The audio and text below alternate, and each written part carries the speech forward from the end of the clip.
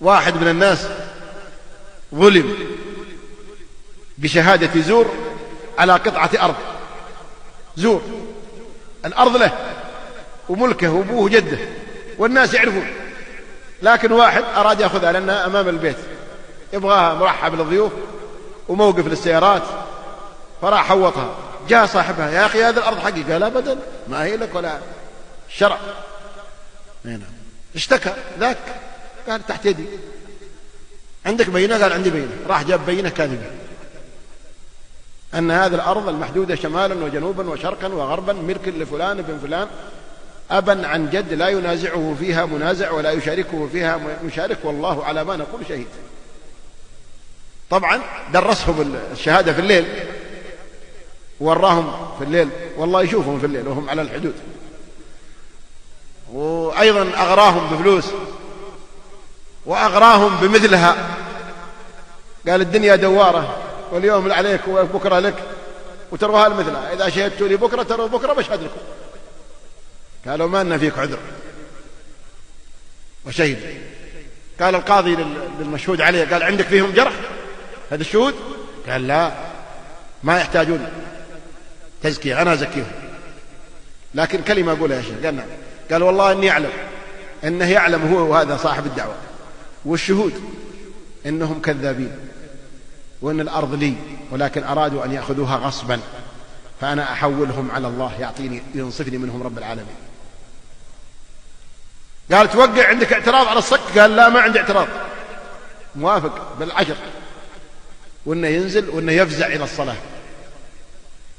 خرج من المحكمة ودخل المسجد ورفع برقية عاجلة إلى الله، لأن دعوة المظلوم ليس بينها وبين الله حجاب، يرفعها الله فوق الغمام وتفتح لها أبواب السماء، ويقول الله: وعزتي وجلالي لأنصرنك ولو بعد حين.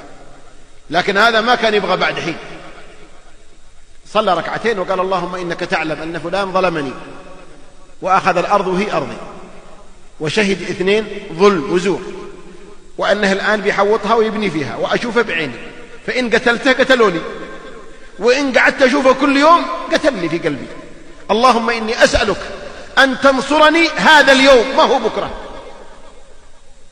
يقول: أبغى جلدي جلدي، يعني بسرعة، عاجل. ونزل، خرج من المسجد وراح بيته. دخل القرية مكسور الفؤاد حزين. قالت له زوجته: ايش فيك؟ قال: ولا شيء، افرشي فراشي ابغى ارقد.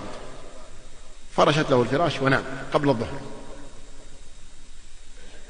وقليل وإذا بالصارخ يصرخ في القرية: ايش فيه؟ قالوا: حادث مروري. لمن؟ للثلاثة، الشاهدين وصاحب الصك. قد أخذ الصك بدون في جيبه والشهود معه، وقال لهم: الغداء تونا في البيت. وفي لفة القرية وفي نشوة الفرحة في الأرض أخذ اللفة بقوة، فانقلبت السيارة أكثر من مرة، ومات الرجل ومات الشاهدين، وما أمسوا تلك الليلة إلا في قبورهم.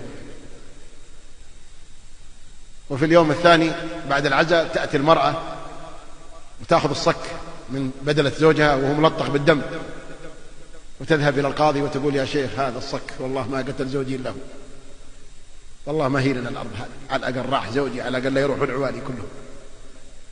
قالت: هذه الأرض نبرأ إلى الله، ما هي لنا.